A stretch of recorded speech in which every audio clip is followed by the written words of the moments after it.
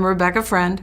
I'm Executive Director, Secretary-Treasurer of the Arizona AFL-CIO. I've been the Secretary-Treasurer since 2005. Prior to that, I was President from 2000. I started in 1980. I was working at Arizona Public Service Company. I started in the mailroom because I was trying to get to the computer department. I was looking for a job that had benefits. I had 2 children, no child support. I needed the consistency of a constant pay and benefits. While I was there, I saw a job opening in the garage for a tire buster. That was the actual job title, but it paid more, so I took the test and got that job, and 2 days after I was there, I joined the union. About 3 months after I was there, I became a union steward. It was difficult. I had always worked in male environments, or where the males were in the leadership roles in environments, whether it was at Motorola or Revlon or even waitressing, bartending. When I went to work at APS, the fields I chose throughout my career there, I was always the first woman or the second woman. So it was always a test to work in an all-male environment in that kind of atmosphere.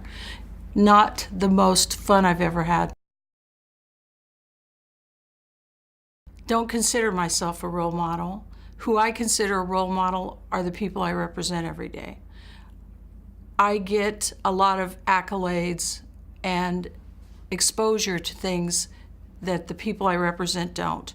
So I always try to conduct myself as I believe they would like me to behave. I always try to be professional. I try to be open-minded. Not sure I always hit that mark.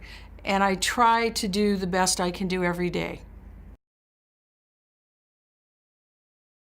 I think we have strong ties to the community, and I think there are parts of the community that don't even know we exist or don't know about us or what we do. The interesting thing to me is when I start telling people that every day they probably encounter 1 to 2 union members, and I start listing out all the fields we're in and the jobs we do, the community is always surprised at that. That's not how they view those people that wait on them every day or deliver their mail or keep the lights on. I think our relationship with the community organizations and the community at large is getting stronger, but I think it's an uphill battle, and I think sometimes you move forward and sometimes you're a little stagnant.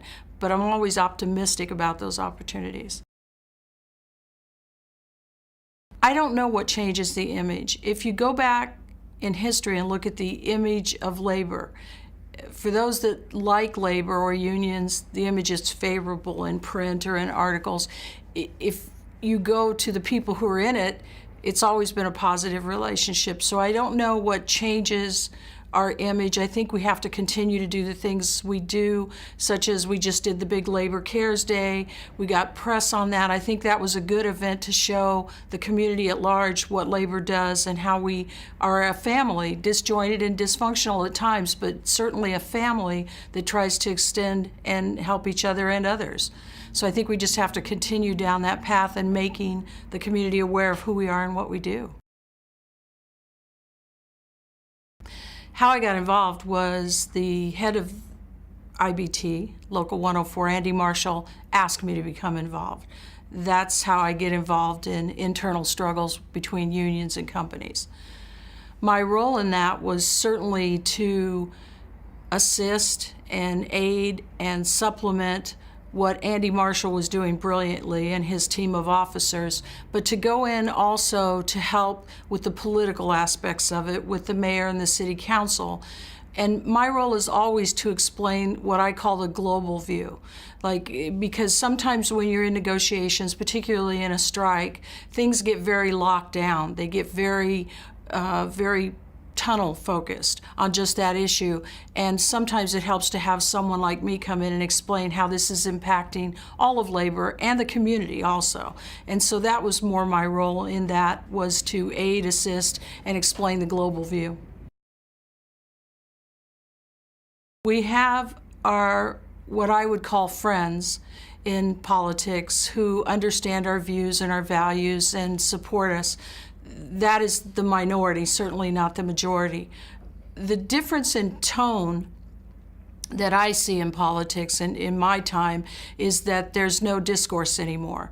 There's no conversation about issues. It's just, here's my position, I'm standing there, and I'm not going to move. And if you have facts or even want to have conversation about it, we're not going to do that. We're just going to stand on this issue based on whatever principle we've decided to attach it to, and that's the end of it.